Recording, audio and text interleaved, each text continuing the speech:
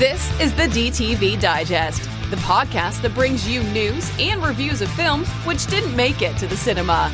And now, here's your host, Mike Parkin. Hello, everyone, and welcome to the DTV Digest. I'm your host, Mike Parkin, and joining me as usual are Richard Hawes. Hello, everyone. And Stephen Lockridge. Hello. This evening, a bit of a truncated show after the last couple where we seem to have swathes of reviews to do. Tonight, we're kicking off with VHS 99, and then we have The Killer, followed by our short shot, which is Skin and Bone, and our DTV throwback, which is Swelter. You'll learn more about those later. But first, let's crack on.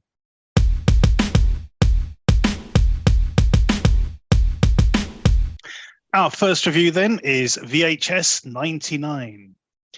Witness a hellish vision of 1999 as social isolation, analog technology, and disturbing home videos fuse into a nightmare of found footage savagery.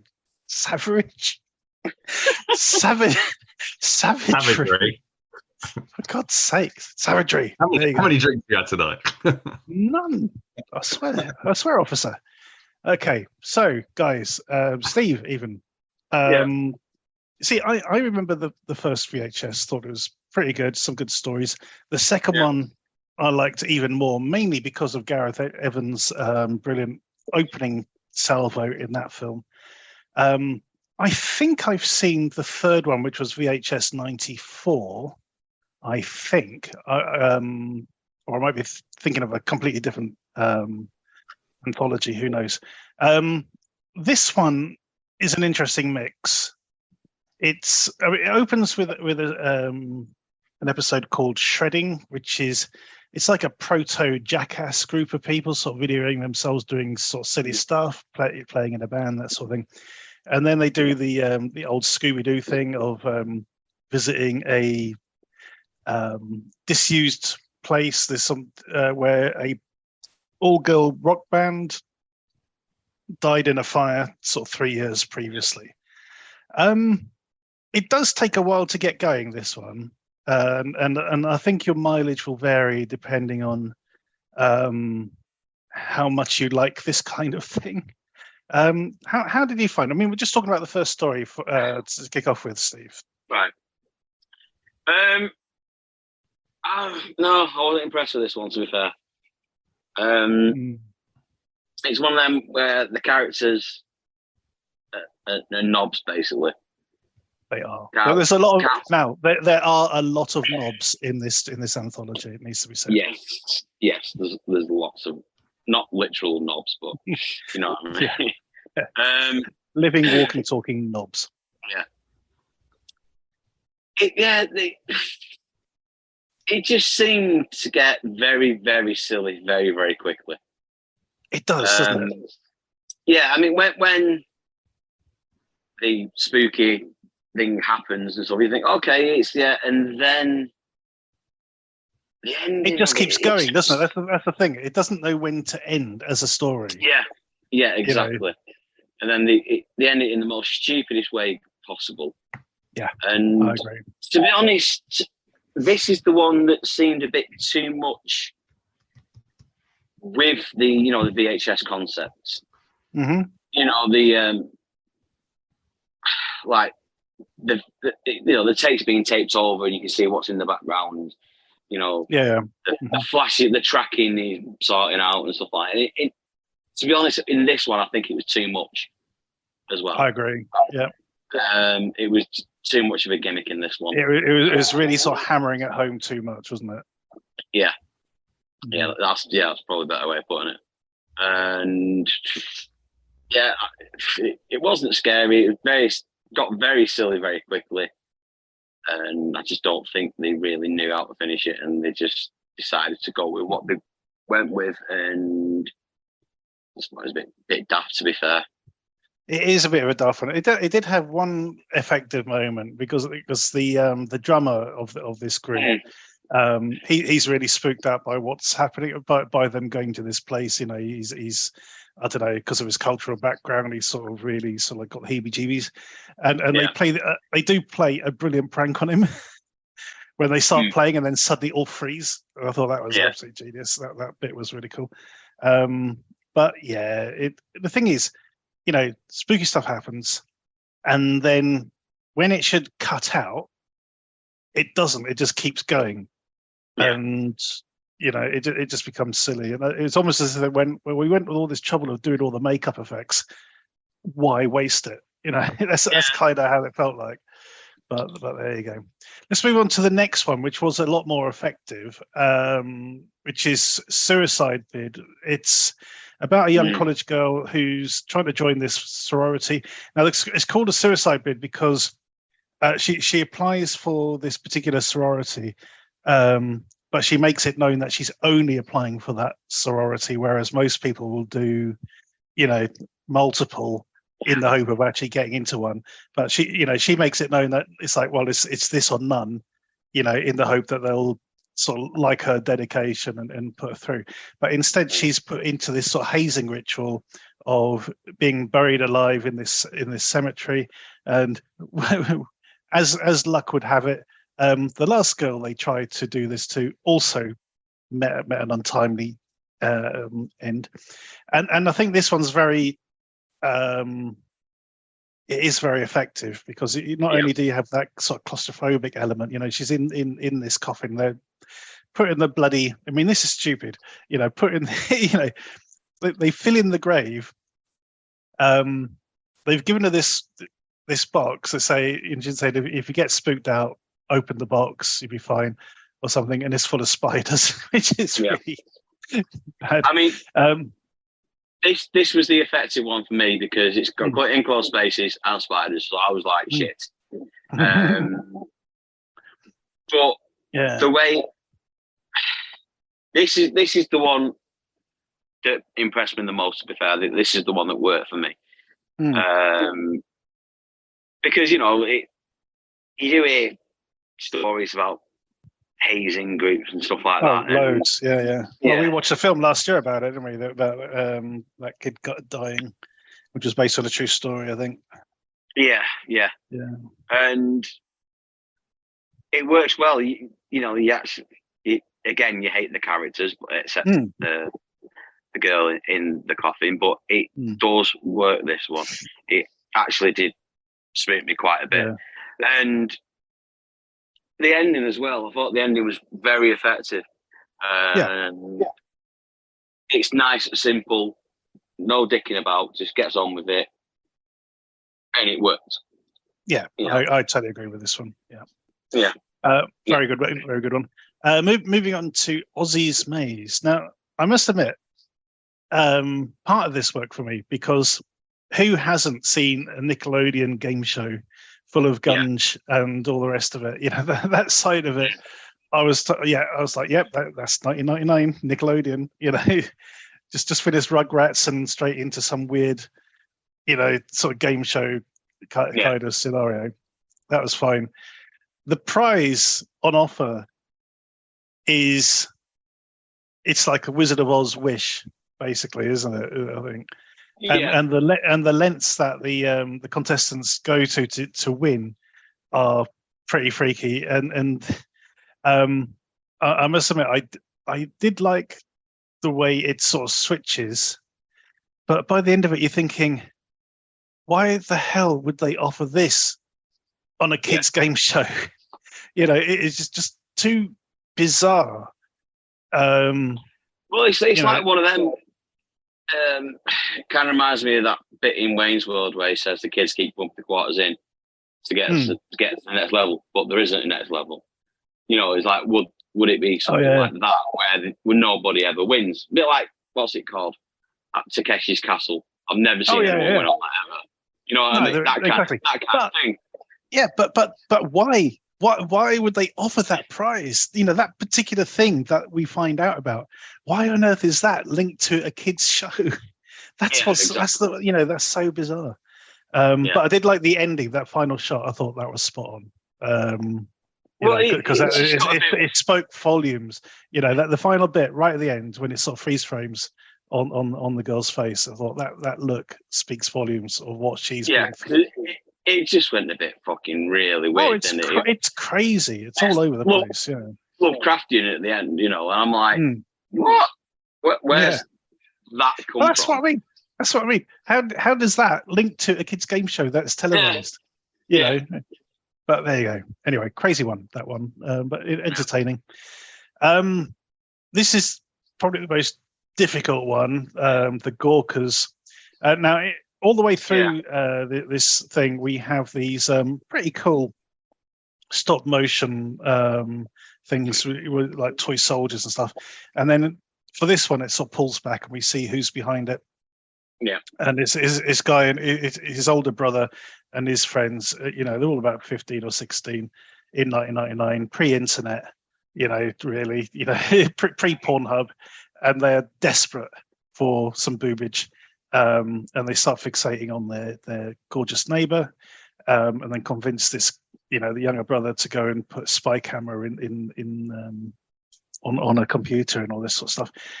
But things don't turn out quite the way they expect, which is, again, it's a nice sort of twist. A bit like The Babysitter, I guess. But the kids, oh my God, I wanted to kick their door down and just give them a good slapping each, all the way through. Yeah. It's like, oh, Jesus.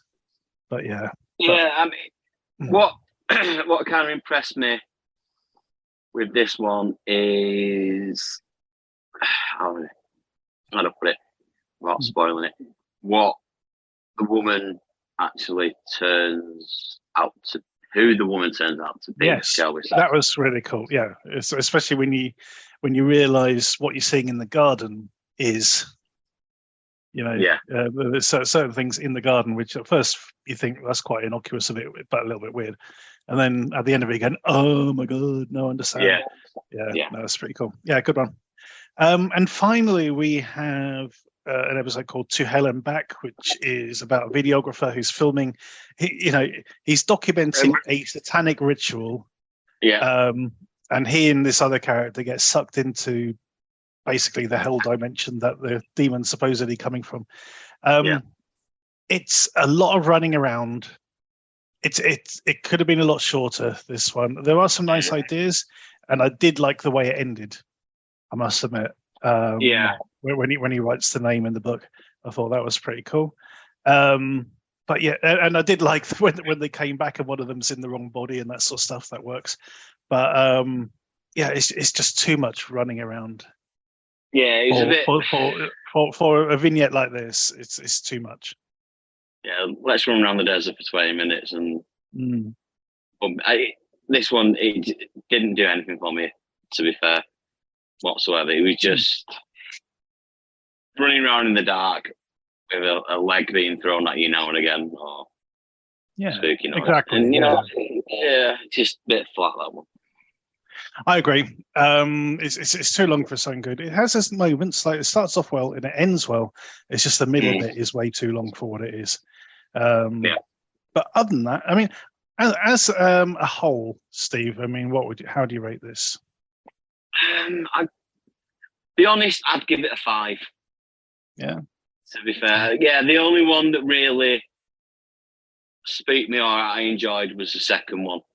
Yeah, the suicide bit. Yeah, the others were all either a bit silly or a bit daft or too long.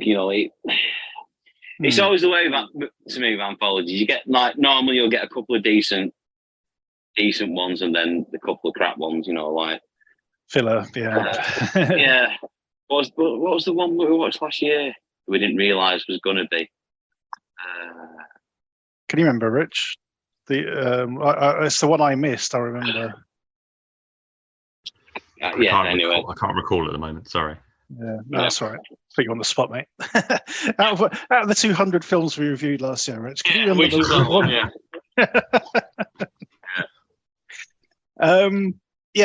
I think I'm going to lean into a 6 for this one. It does have its issues. I think it overplays the whole. Oh, it's a videotape. You see, people have recorded over it, and the tracking and all that sort of stuff. It's a bit overdone, for someone who's actually lived through VHS, I think, yeah, well, no, you know what I mean? It's like it wasn't that bad, was it? Really, it wasn't as bad as they make it out. Unless maybe the Americans had it worse. Who knows? But I mean, certainly in good old Britain, we we did have this shoddy quality.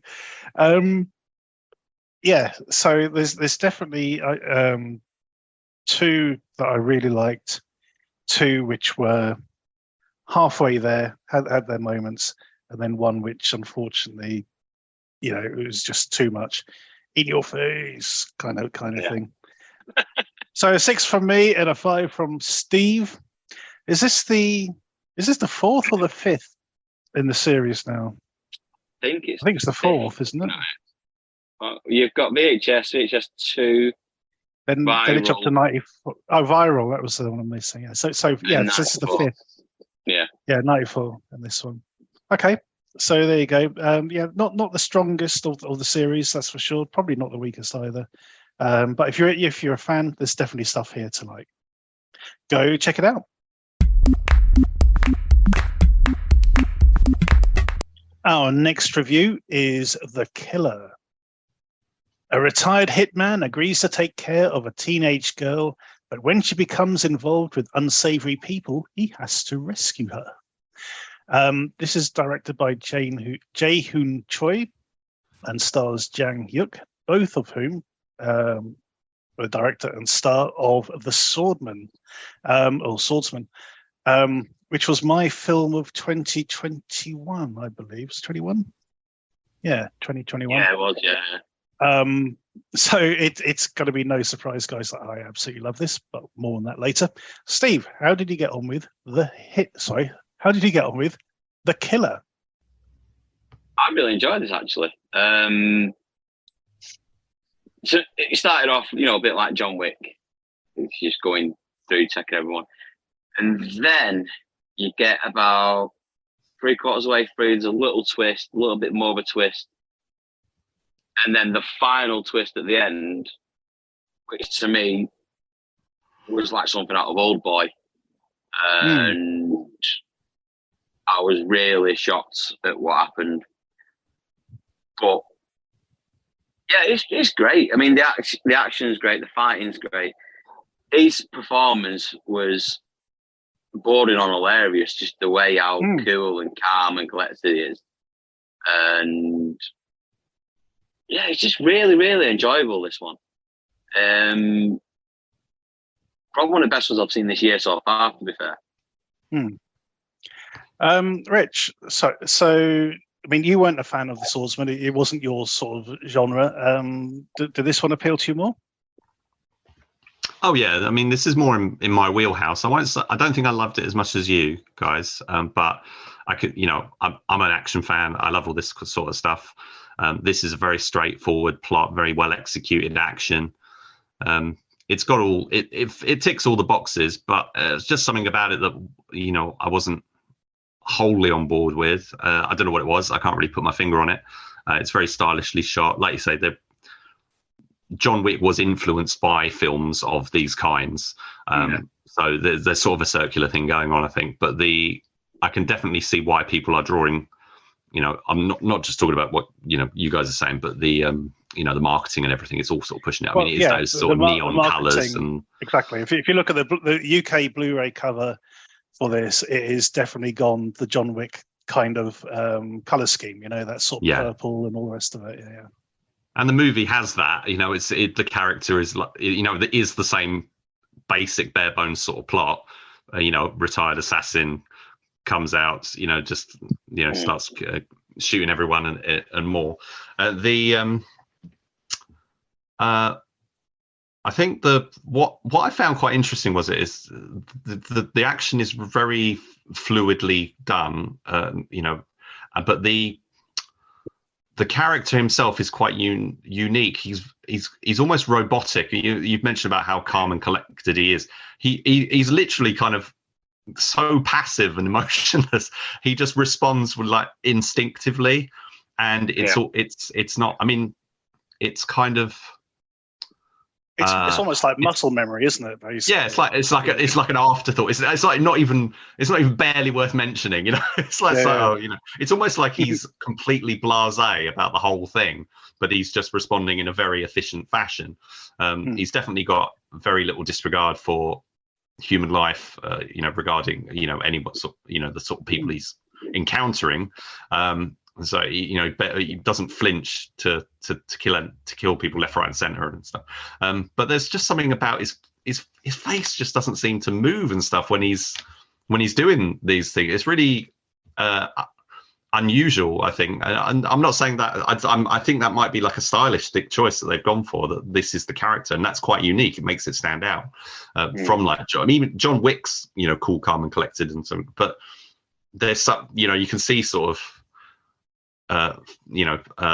Reactions and facial movements and stuff. Whereas this guy is almost like there's a melancholy to John Wick there, isn't there? There's the two sides. What drove him back into the thing in the first place. Absolutely. Also, there's that sort of reluctance as well as Exactly, and this is a different kind of reluctance. This is kind of a kind of reluctance. It's just going right. Okay. Yeah, exactly. And it's only because of it, he's looking after his wife's friend's daughter, and it's just like, and it's just like, all right then, okay, fine, because he loves his wife and he wants to keep her happy and stuff. I don't know if I didn't quite gather whether she knew the kind of man that he was, because they never really sort of dwell on it.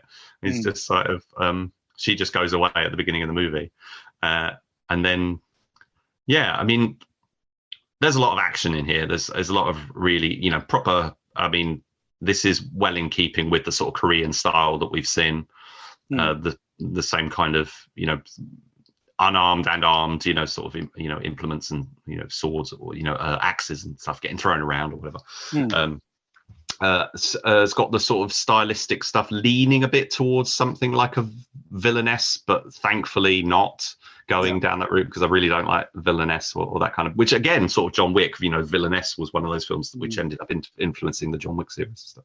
So there's a lot of back and forth, I think, between a lot of these films that's happening, which is quite interesting to observe. It's a nice brisk, I think it's around 90 minutes, 95 minutes, which is refreshing, because we've seen a lot of, Project Wolf Hunting we saw recently was really good. I like that a lot, but that was 2 hours. John Wick's going to be 2 hours 40 or something ridiculous like that. It's nearly. I think it's like 2 hours 40, 2 hours 50, something like that. So it's quite nice that this one's a bit shorter. Say Bad City, which was Japanese, was 2 hours as well. So 2 hours and whatever is becoming fairly standard. So action movies always used to be an hour and a half. So it's actually nice to see one that actually is around that length. I feel like I should love it more than I did. I liked it. It was fine, but it's kind of in and out sort of thing. It's like part. It's not a favorite. It was fine. I can certainly appreciate the choreography and everything. Unfortunately, IMDb is very lame on the credits for this one, so I can't find out who was the action choreographer or anything about this one. I've been trying to find it in articles so far without any success. I do know the guy who's the lead. I had seen him in a movie before. Jang Hyuk. Jang Hyuk. He was in a film called Dance of the Dragon. I really want to see that. Funny enough, as we're chatting, the trailer for that is playing on IMDb, and I really, really want to see it now. So yeah, it's kind of it looks good fun. It was in 2008. It's got so it's kind of leaning into a martial arts movie a little bit, but it's very much a dance movie. The focus is purely on the dance and that. But yeah, it's Jason Scott Lee. It's a Singaporean film, and it stars. It's I believe shot in English. Got Jason Scott Lee. Got some other people of note in it. It's definitely a curio to worth to seek out. I think I think it might have had a UK DVD release at some point. But anyway, so that was the only thing I'd seen him in. And he still looks very young. So I mean, I know there's a whole thing in the movie about how old he is and whatnot. I guess yeah, in that he must have only been in like 30 or something, and now he's. But yeah, he's still quite youthful, and yeah, it's fun. Definitely worth checking out, and probably one to, if you got a Blu-ray player, you're gonna that's gonna probably be the most rewarding presentation of it. Yeah. Well, my Blu-ray's already on order for this. Like the Swordsman, I got about halfway through watching it, and I just ordered it. Thought, no, this is going on in the collection. Did the Hypnosis ever come out, which was the film the director made between? I'm not sure, actually. Because that was Swordsman was made in 2020, and then he did this one last year. But in 2021, he did one, say, The Hypnosis or Hypnosis. Yeah. It's interesting. He seems to be. He's not tied to a particular kind of genre. He's kind of it seems like quite an interesting director. He's sort of picking quite varied projects. Still sort of focusing on some action, but horror and period and all kind of different stuff. He's definitely got a good eye. He's probably one of the sort of leading directors in Korea at the moment, I would say. I'd say so. Yeah. So this is it came out in the States last year. So a lot of Twitter friends have been going on about it for ages. So I was really happy that CineAsia UK picked it up for release over here. And it did not disappoint for me. I really enjoyed this. I don't think it's going to end up being my favourite film of the year. We're only in March. I'm pretty sure we're going to come across something amazing in the next 8 months. But this did everything I wanted it to, for sure. And it did give us an interesting spin on the old, what I call the sleeping tiger sort of archetype. The guy who he just wants to be left alone, but if you're going to mess with him, you're going to mess around and find out kind of scenario. Yeah. It builds nicely. We get those sort of punk ass kids first of all, and then it sort of builds up. Then we get the Spetsnaz guy coming into it, who is a pretty formidable guy.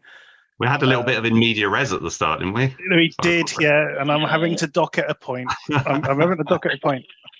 But what we do get is something that is quite different in that his character he's married, for one thing. He loves his wife, and the most significant line in the film is towards the end for me, when he turns around to somebody and says, I get very sensitive when people involve my wife in what I do, and that really, really did resonate, from everything you're saying. And I think somebody else sort of says, oh, you're scared of your wife. And he said, no, I'm scared of losing her, and then the fact that he turns up at the end when he's at the beach. I thought that was really cool.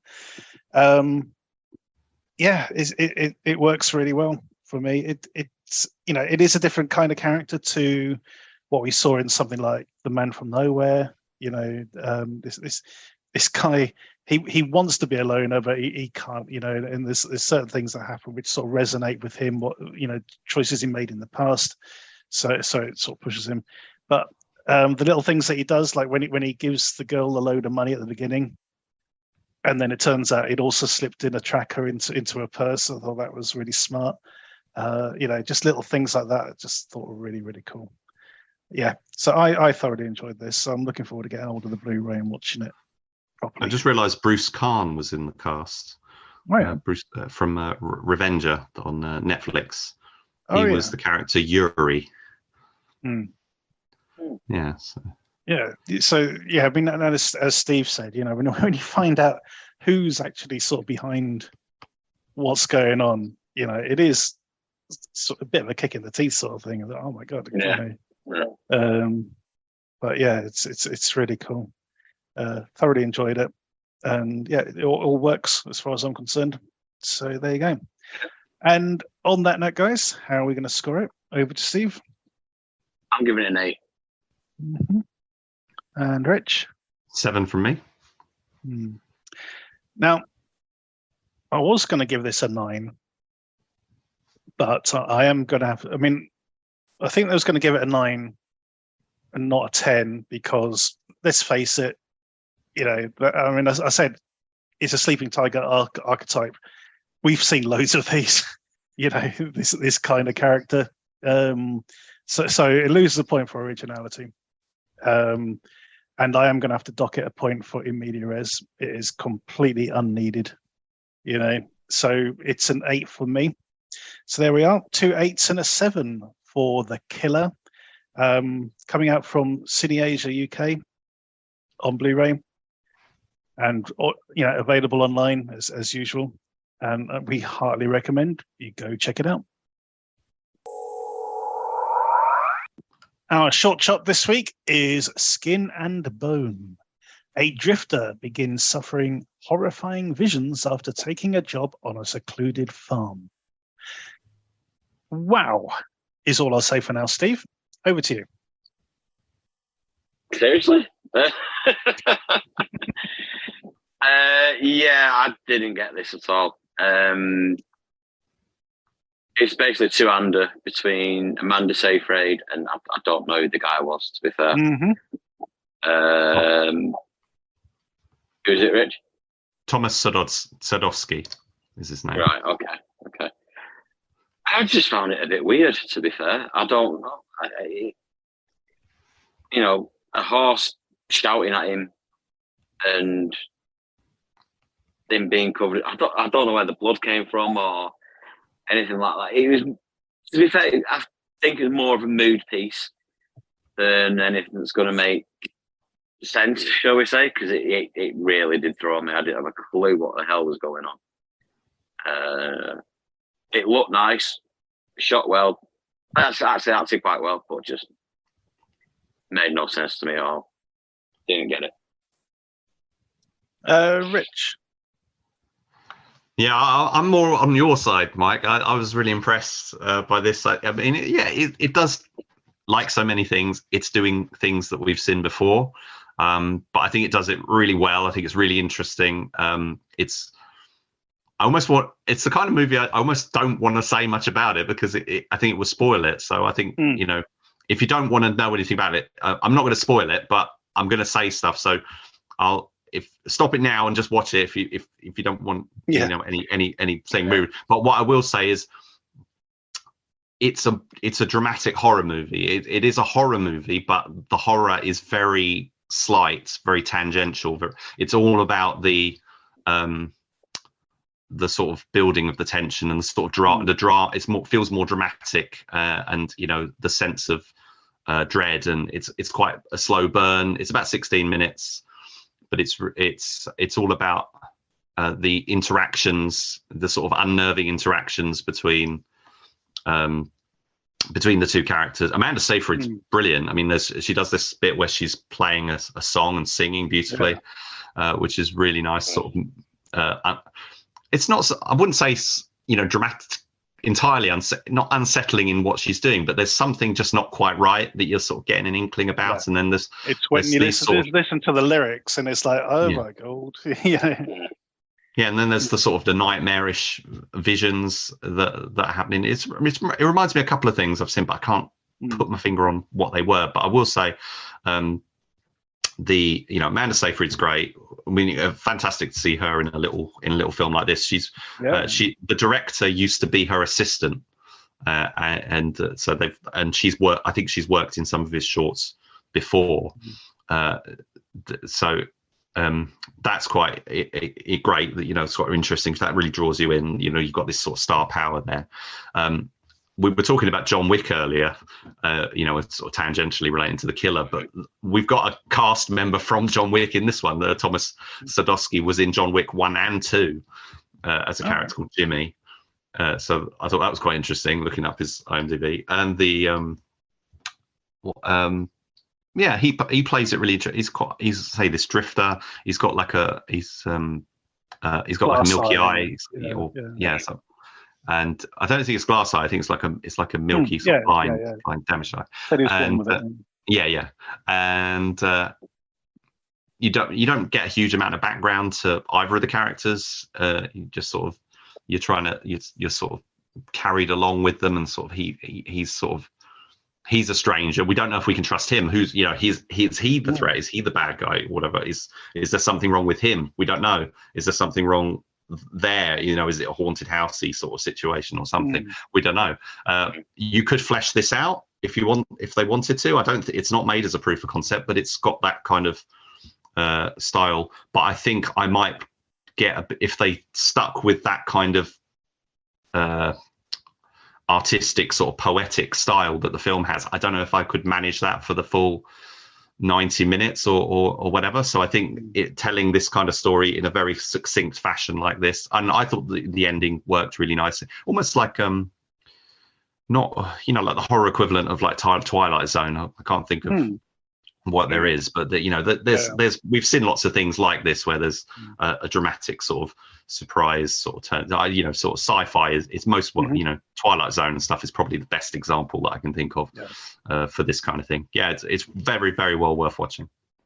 It sort of sits somewhere between the style of sort of A24 and Ty West for me. You know, as you say, because it has that sort of like that build up of atmosphere. That sort of nightmarish quality, you know, that unease, as you say, and sort of two very solid performances. You know, watch this on a good sound system because the audio is awesome. It's you know, the way it sort of builds is great, and just that image of, you know, when he wakes up, it's like, you can see me, right? You know, and then you sort of realize what's going on.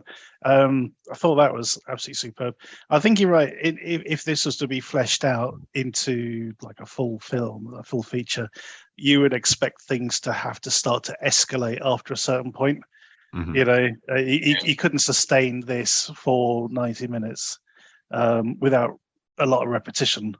I think you would have to sort of, you know, take this and then, you know, maybe this. You'd have to add a whole. You'd have to add a whole thing on it. You'd have to build it in. You know, you could not keep it at this scale. It would have to.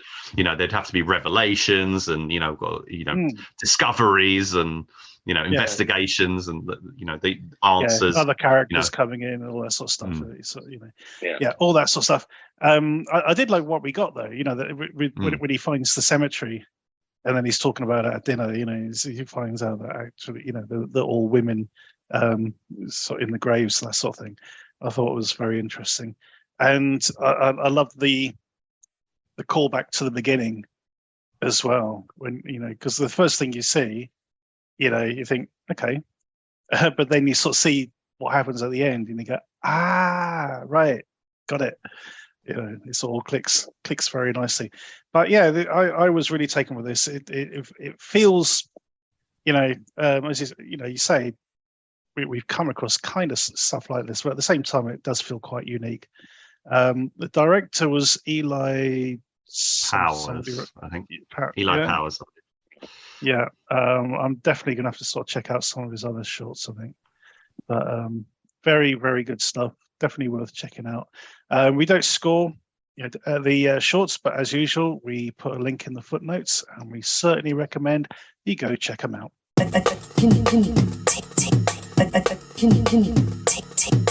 Our DTV throwback this week is Swelter. 10 years after their casino heist, 4 escaped convicts trace their former partner to a desert town where he is now a lawman with no memory of his criminal past. Interesting cast for this one. You know, we've got Jean-Claude Van Damme in a small role. We've got Lenny James as our sheriff, and then a couple of other characters sort of coming in. We've got Alfred Molina in there as well. It's an interesting mix. It's weird to see Jean-Claude in such a sort of muted role. You know, he's very much in the background. He doesn't do anything really. He's one of these. You could almost see him as part of Robert De Niro's gang in Heat. You know, he's that sort of quiet professional sort of kind of character. You know what I mean? Which I must admit, I liked him for that, but I just wish he had something to do, you know, even within the sort of confines of the film. I did like this a lot. However, what I didn't like was the flashbacks. The flashbacks looked and sounded awful. Yeah.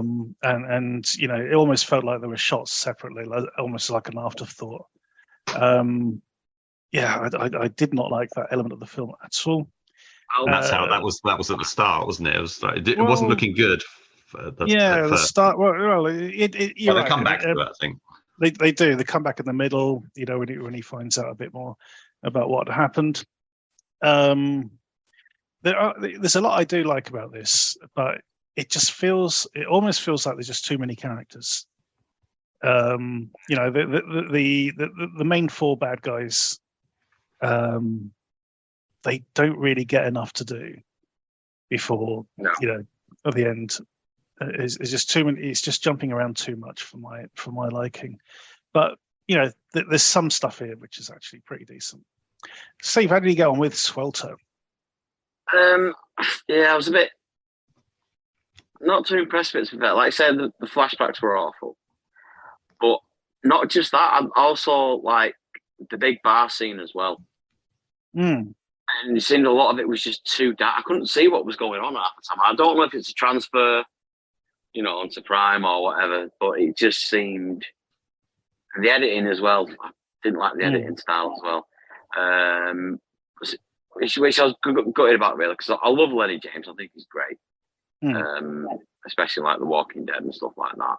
And there's this thing on Sky, it's called Save Me as well, which I've seen a few episodes of. So I was a bit underwhelmed, to be fair. I thought the concept was quite good, but like you say, they don't really get anything to do. They just come into town, see it's in, and they just try throwing all these Western tropes on it as well. Like the church and what they do with the church and the ending. It just seemed very, very contrived in a way. And like I say, Van Damme, he doesn't even do anything. He's literally flirts with some barmaid, and that's about it. Basically, underwhelmed, to be fair. Rich, you curated this one. we sent you packing to go find something to watch, and this is what you came up with. How do you get on with this? Had you heard of this one before as a Van Damme fan? I was very aware of it, but I've just never got round to watching it. So it's always been sort of one of those things at the back that I've been curious about. It did. See, the thing is with Van Damme in this, I kind of like the fact that they don't lean into him too much, that he is allowed to be kind of part of the ensemble. He's kind of more. I think they're trying to do a bit like he's the Dean Martin of the group kind of thing or something. I don't know, but he's kind of like smooth, and he's the more reasonable. So some of the others are like way too hot-headed and getting into trouble and stuff, and he's just he's not so much about stopping them, but he's more about like not getting too involved. But he will get involved, and they are sort of a type a group, and although they've been separated because they've been in prison and stuff, but one of the first shots of the movie is him, so there is a little bit of that. But soon the film sort of settles down, and he is allowed to just sort of be a supporting player. And I kind of like that they weren't trying, that he was sort of given some space to sort of breathe and just be there, really. And I think they've sort of indulged him a little bit by giving him a sort of a redemption, not redemption, but sort of, he's not so bad. He's one of the not so bad guys, if you see what I mean. And so that was quite interesting. But it's an ensemble. Lenny James is kind of one of the main. It's very much a kind of an ensemble thing in the town as well. There's like you say, there's a lot of characters. It really reminded me a lot. I know this came first because this was 2014, but it reminded me a hell of a lot of Pay Dirt, which was the Luke Goss film with Val Kilmer, which was also about a bunch of crooks in the desert looking for some money.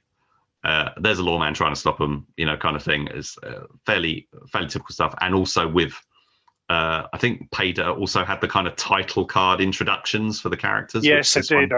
This one which annoyed me. Yeah, I remember. They weren't really necessary again, were they? No. We don't care. We don't care what they're called. Yeah. It's that what particular one had that really nice overhead photography of the palm trees, which was really striking, which really worked because I had that shootout towards the end. Yeah. Anyway, I did like Pader more than this. I think what's interesting, the thing about this one is that, as Steve said, they're very much leaning into it as a neo-Western at times. It's kind of the black hat. It's almost like a High Noon. It would be that's what came to my mind. Yeah. But it's also like what you were saying earlier, talking about like the killer and stuff. It's that sleeping tiger thing again, isn't it? It's a variation on that, in that he sort of knows that he doesn't have a memory, but he knows he's quite skilled at gunfighting or whatever, but he doesn't want to touch guns. It's kind of he's the sheriff, but who doesn't carry a gun, kind of thing. Bit like what they did with The Rock in The Rundown. He's like, bad things happen when I've got guns. I don't want to be anywhere. I'm trying to move. I'm trying not to be that guy anymore. And this is sort of leading towards that sort of confrontation. The funny thing about the sort of ensemble cast, sort of desert setting, Jean-Claude Van Damme thing, is that also brings to mind the film Desert Heat, which Van Damme was the lead of, and that was kind of that was more of a straightforward action, but still with sort of these, the community set against the criminal gangs or whatever, which I thought was quite interesting because that reminded me of the end of Roadhouse. Yeah, very very similar sort of ending in that way. Yeah.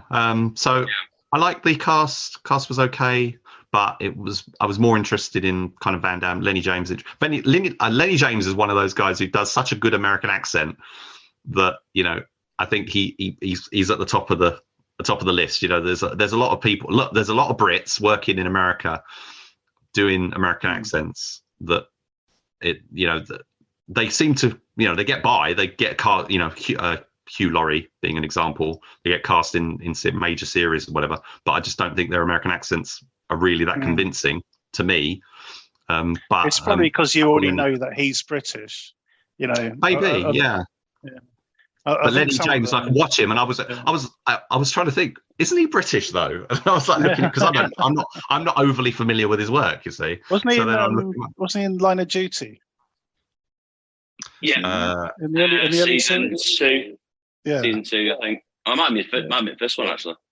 Yeah, I know he's been in a lot of stuff, but I don't think I've seen him in much. I'm not actually. I mean, I've never watched Walking Dead and all that, so I'm not overly. I thought maybe he'd done a Steven Seagal film, but I'm not. I don't think he did. I think maybe I was thinking of someone else, but no, he's good. He is good. He's got a good presence. Alfred Molina gets to. He does a really good American accent. Yeah, he's pretty good. Yeah. At times, he sort of goes in and out. Sometimes, I think Alfred Molina's one of those guys who sort of. Sometimes his accent's really good, and other times it doesn't quite come off. But he has played a lot of Americans in his career. He's kind of gone all over Dr. Octopus and everything. He's a great character actor though. But there was an element to me of, do we really need that character and stuff? I don't know. It sort of brings color and stuff to the movie, and there's relationships and. So he gets all the good lines. He gets all the good dialogue. Yeah. But I think the film is sort of a bit, a little bit all over the place, not quite settled. No, I agree. Yeah. But it's interesting. But I do think Pader was a better version of the same story, even though that itself was not a perfect film by any means. Yeah. Totally agree, and more likable characters on that one. I think. I think that was the issue here. Is to say, just about everyone's unlikable. And I think the problem with that casino heist bit is, one, they didn't have the budget to shoot the heist scene in Vegas or anywhere. They didn't. It wasn't the film's budget didn't stretch to convincing locations and everything for that part. And you got the added problem of, it's supposed to be 10 years ago, so they're supposed to be a lot younger, and they can't actually show any of them because they can't, they haven't got actors to sort of match up with them and things. Anyway, that part does. I don't know. I think it would have been better if they'd have not shown it and sort of just mentioned it, like alluded to it. Maybe added that to the mystery. It's like, what's happening here is, that they're getting the band back together and going looking for this cash. But the I would say the bit where they escape, there's a bit where they blow a hole in the side of the chapel, the prison chapel. Yeah, which I thought was pretty cool. A little moment. Van Damme gets this sort of big gun moment and that, but it's not an action movie. It's got some action in it, but it's more of a thriller, but like a slow burny kind of. I think that's why it's not one of those. It's not particularly well known, and even the Van Damme fans like myself haven't really seen it because it's kind of like one of those films that's never really built any kind of reputation, and I can kind of see why. Yeah. But it's a curio for sure. Yeah, absolutely. It's not terrible. It's not even bad, but it's not particularly great either.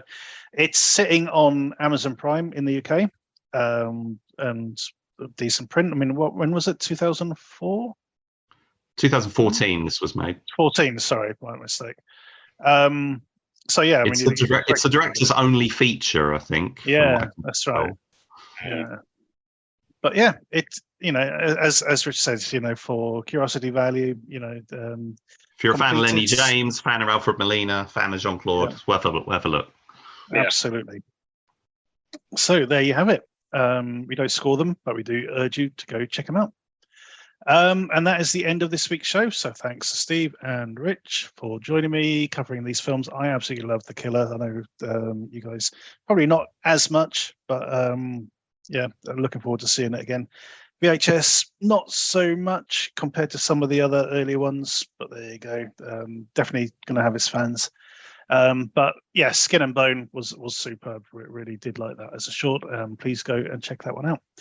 Don't forget to check us out on Facebook and Twitter at the DTV Digest. Also the Short Shots, where Rich puts a new shorts link every evening around about 8 o'clock. Thank you for listening. Tune in next time.